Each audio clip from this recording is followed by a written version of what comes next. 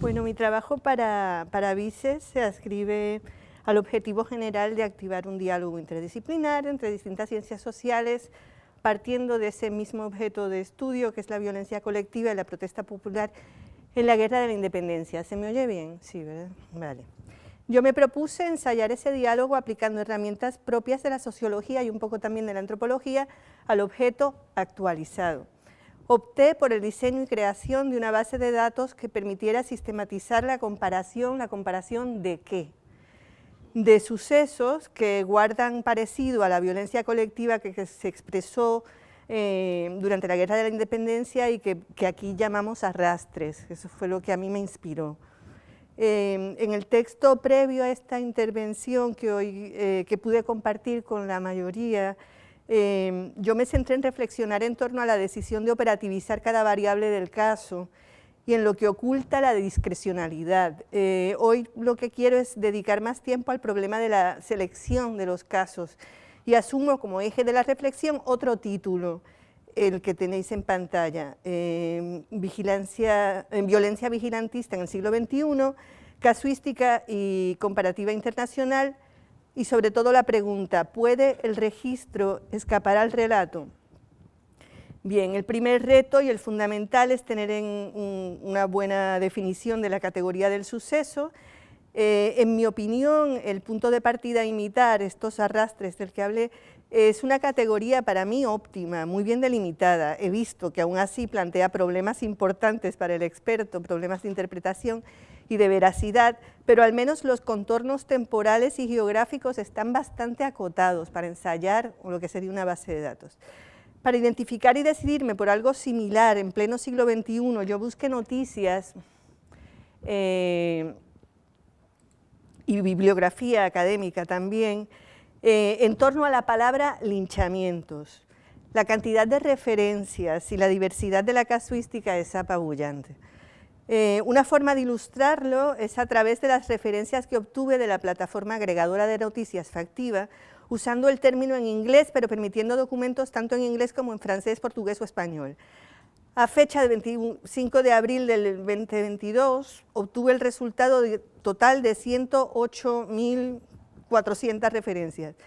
Las más antiguas son del año 69 y en este gráfico se representan de forma bianual para evitar el efecto cierre anual, cerrando la contabilidad al bienio 2021. Lo que vemos es una década de los 70 en que no se superaba la docena de noticias anuales, una década de los 80 en la que paulatinamente se superan las 200 anuales, vemos que en los 90 el crecimiento se acelera y a partir del 2015 ya tenemos cifras anuales que rondan las 10.000 referencias. ¿Vale? Aquí hay mucho que cribar. Por ejemplo, descartar el uso metafórico del linchamiento moral y sobre todo hay que tener en cuenta el efecto del aumento considerable de todas las noticias y de toda la documentación que recogen estas plataformas y estos portales sobre casi cualquier fenómeno. Aún así, es evidente que no es un término que esté en riesgo de desaparición o sustitución. Tan interesante es analizar, entonces, lo que el término contiene en cuanto a etiqueta genérica, como la diversidad de subtipos a las que alude. Sin duda, en el ámbito anglosajón, el término lynching remite prioritariamente a los sucesos de persecución, tortura y muerte de negros en Estados Unidos durante el XIX y principios del XX. En pleno siglo XXI el tema se ha recuperado con mucha fuerza por las investigaciones más recientes que buscan documentar la extensión y naturaleza de estas agresiones. Y tal es así de la actualidad del tema que a finales de marzo de este año, Joe Biden firma la primera ley que recoge expresamente el linchamiento como un delito de odio federal, una propuesta con más de 100 años de historia y 200 veces rechazada previamente. Aparte de la relación con los sucesos recientes que han impulsado el activismo contra el racismo, la iniciativa se vincula también a un informe de 2015 del Equal Justice Initiative que se va ampliando desde entonces, documentando hasta el momento más de 4.400 linchamientos de negros entre 1877 y 1950. Esta organización de Alabama también ha inaugurado recientemente un museo y un memorial dedicado expresamente a las víctimas del linchamiento. Limitándonos a los sucesos que acontecen ya en el siglo XXI, podemos identificar subtipos y un grado de diversidad tal que me llevó a intentar delimitar en mayor medida la búsqueda para hacerla más comparable. Ejemplos de casos de llamados linchamientos, entre comillas, que descarto, porque se alejan mucho del resto, serían los que aluden al mero ejercicio de la violencia colectiva contra un número menor de víctimas. Por ejemplo, las bandas de delincuentes de la calle u organizadas que matan a golpes a alguna víctima indefensa. Algunos casos recientes de violencia extrema en Brasil contra inmigrantes que son víctimas de matones mafiosos que los explotan han sido llamados linchamientos. El famoso caso de Samuel en Coruña, de un chico gay que es atacado y que muere tras los golpes recibidos por un grupo de macarras que posiblemente lo identificaron y llamaron maricón, también mereció el nombre de linchamiento en algunos medios. O sea, esto ya es un uso como más metafórica, pero yo no creo que sea casuística que merezca estar incluida dentro de lo que yo estoy buscando, ¿no? En un sentido totalmente distinto, pero también ha sido llamado linchamiento, se le aplica el término a las agresiones colectivas de árabes contra judíos, viandantes o policías, y de judíos ultraortodoxos contra ciudadanos árabes en el Estado de Israel. La última de estas oleadas se ilustra especialmente con los incidentes de mayo del 2021, también llamados linchamientos y que también excluyo, lo pongo aparte. Una solución rápida, ayudada por la bibliografía académica, fue la de añadir el término vigilante o vigilantismo. Por sí solo el término no funciona para mi propósito porque incluye muchos hechos que no suponen necesariamente ni violencia ni colectividad. Por ejemplo, la figura de vigilante jurado, vigilante de seguridad, vigilante nocturno, todo eso aparecería y habría que eliminarlo también. Por tanto, asumo una búsqueda más compleja que combina el linchamiento con la violencia vigilantista para limitarme a los sucesos de violencia colectiva que tienen en común el impulso coordinado de ejercer violencia extrema sobre una o varias víctimas por parte de un grupo de personas que no está autorizado para ello, pero asume la legitimidad de sus actos como forma de hacer justicia. Bien, una vez situados en esta categoría, podemos identificar subtipos según la causa que parece mover a la multitud a castigar a sus víctimas. Por ejemplo, a veces se persiguen y capturan presuntos ladrones, como el 15 de agosto de 2010 en un suburbio de la provincia de Punjab en Pakistán, en donde mataron a palos y ahorcaron a los hermanos Butt, o como los 4 estudiantes universitarios que apalearon y quemaron vivos con la técnica del necklacing en la comunidad de Alu, en Nigeria, el 5 de octubre de 2012, esas llantas son rellenas de combustible y encendidas en fuego. Vale. El temor y persecución concretamente de robo de niños es uno de los subtipos más numeroso y más internacional.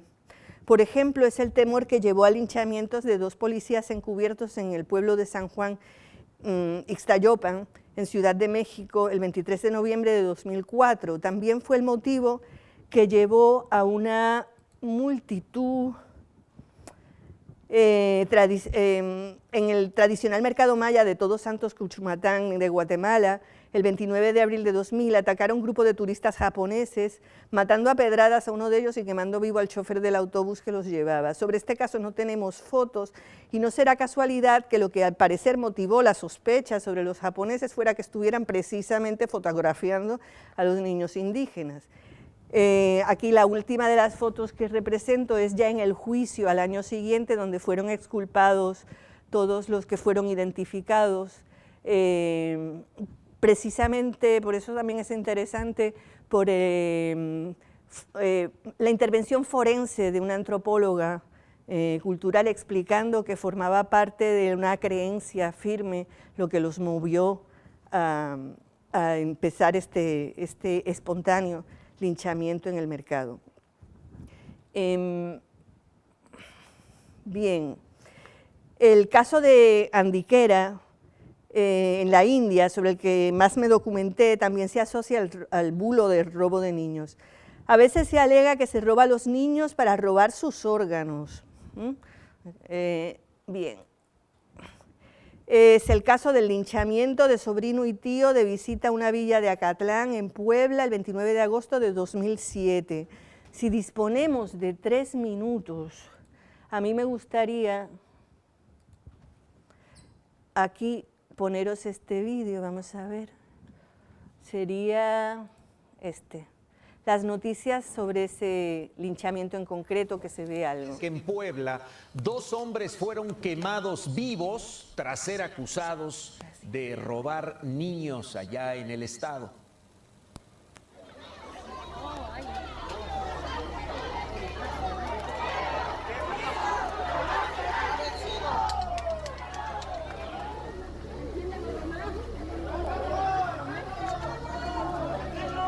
¿Oísteis lo de El Pueblo Unido? Pobladores de San Vicente Boquerón, en Acatlán de Osorio, Puebla, detuvieron a 2 hombres acusándolos de haber intentado secuestrar a 2 niños. Policías municipales rescataron a los detenidos y los trasladaron a la comandancia en la cabecera municipal.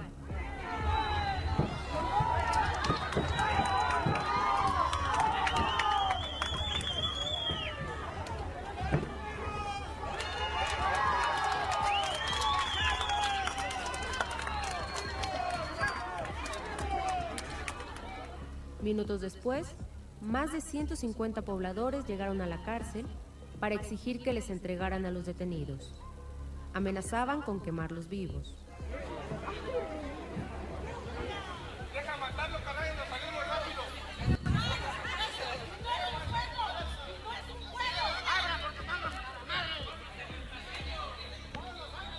¡Vamos a matar, hijos de su puta madre! Están drogados y tomados y están robando niños. ¿Y esos güeyes no te traen, sabes qué? Danos los niños, estos van a agarrar, van a bajar. Quítate. ¡A los niños hay abiertos, sin órganos, sin corazón, tirados, sin pinche baldío! ¿Cuántos nos hay? El día de mañana puede ser tu hijo, o el tuyo, o el mío.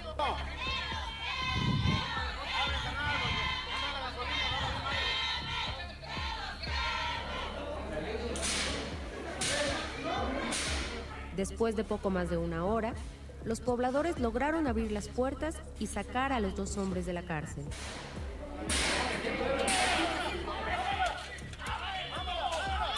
Sale, vamos, vamos. Dame chance, dame chance, dame chance, dame chance. Y los pobladores cumplieron la amenaza. Alberto Flores Morales, de 53 años, y Ricardo Flores Rodríguez, de 21, fueron quemados vivos frente a la presidencia municipal. También incendiaron la camioneta en la que viajaban, mientras todo era transmitido en vivo en Facebook.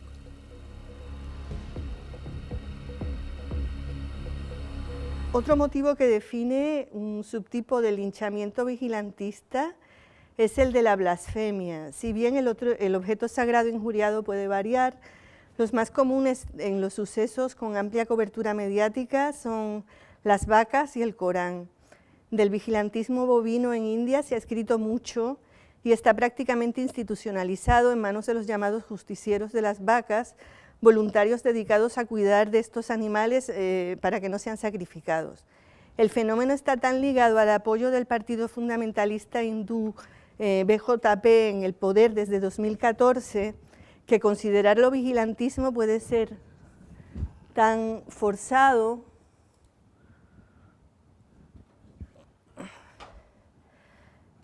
como considerar vigilantismo a las acciones de los escuadrones de la muerte en Centro y Suramérica en las décadas de los 70 y los 80 del siglo pasado, pero en efecto el término se empleó también en tales casos por la prensa internacional de entonces. Los casos de linchamientos por acusación de blasfemia contra el Corán son muchos y se concentran en Pakistán, pero traigo como caso el de Farkunda, una mujer de 27 años que lincharon por acusarla de quemar el Corán en Kabul en 2015. Sobre el caso hay desde documentales de media hora hasta clips borrosos de menos de 1 minuto. Yo había seleccionado, pero no lo voy a poner, porque estos vídeos además desaparecen, está todo filmado, pero Google los borra, o sea, desaparecen muy rápido, entonces hay que saber encontrarlos y eso también tenía cierta relevancia cuando los traigo, porque en realidad es documentación que luego desaparece, ¿no?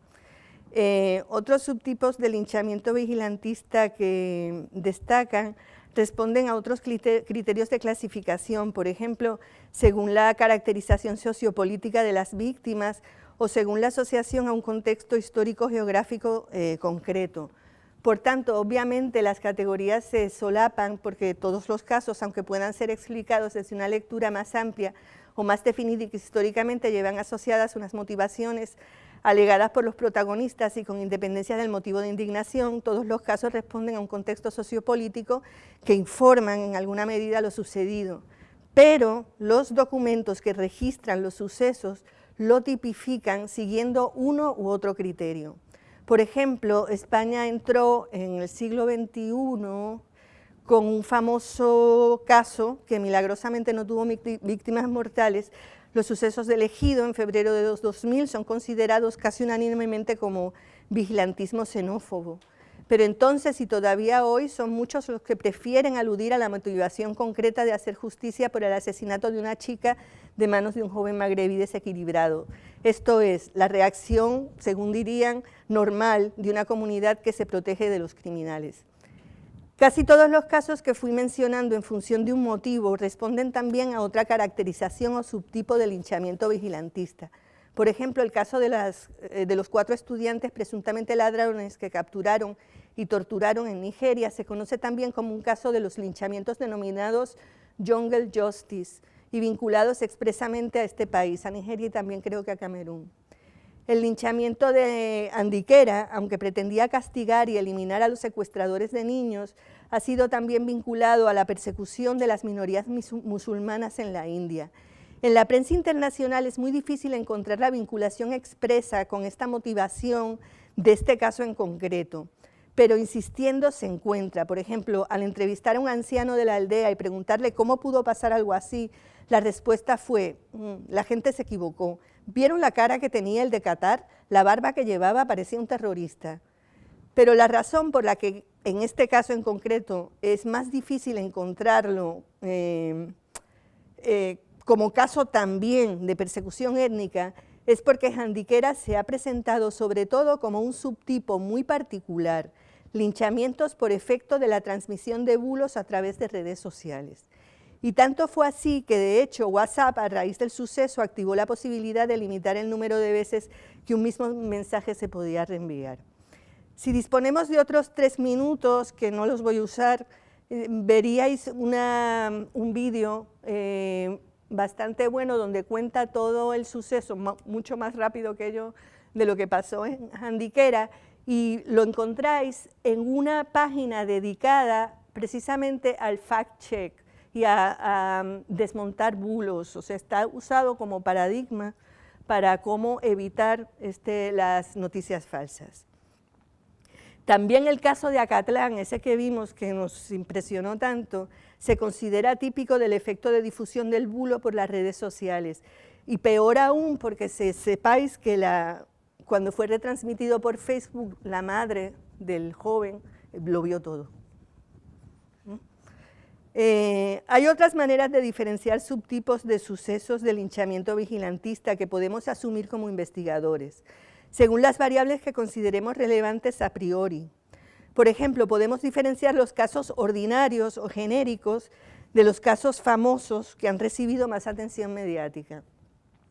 Todos los casos que he presentado aquí son casos famosos. Solo sobre los casos famosos podemos tener una documentación más o menos completa. Todos estos casos han sido duramente denunciados. Todos estos casos son o se presentan como de falsos culpables, o sea, de inocentes. Todos tienen su entrada en Wikipedia y lo que es más importante, todos son clave para remitir a un subtipo de linchamiento de los cuales se convierten en casos representativos. Son por esos casos que sabemos que hay un problema de fondo que se viene arrastrando o que hay muchos otros casos parecidos que se mantienen como incidentes locales y desvinculados entre sí. Todos responden a un relato que de alguna forma dan sentido al suceso. Como bien saben los historiadores, es muy difícil y requiere mucho tiempo documentar los casos ordinarios. De ahí el mérito de ir documentando a día de hoy los linchamientos de negros en los Estados Unidos, localizando cada día nuevos casos que habían pasado desapercibidos. pero parece que la tecnología con la que ahora contamos y la cercanía temporal no lo hace mucho más fácil. Partiendo de los casos vistos aquí, solo en algunos casos he podido dar con la noticia del suceso en sus orígenes, cuando era solo un incidente local.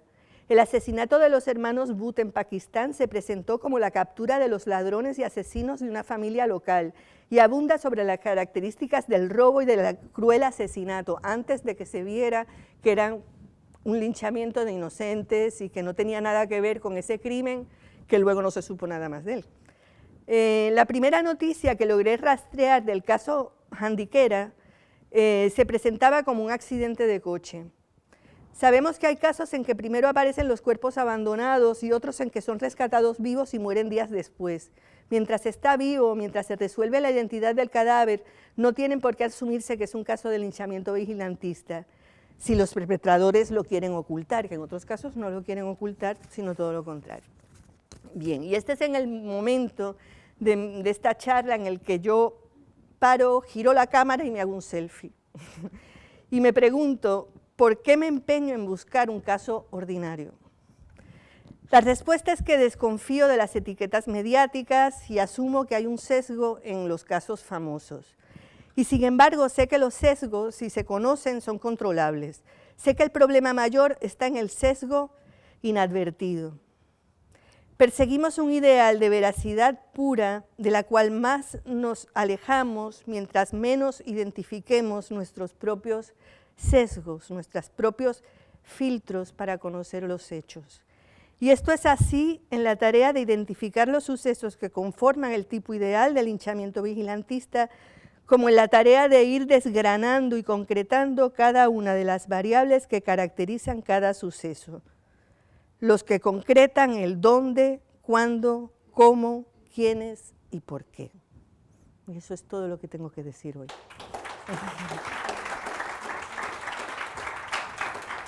Gracias.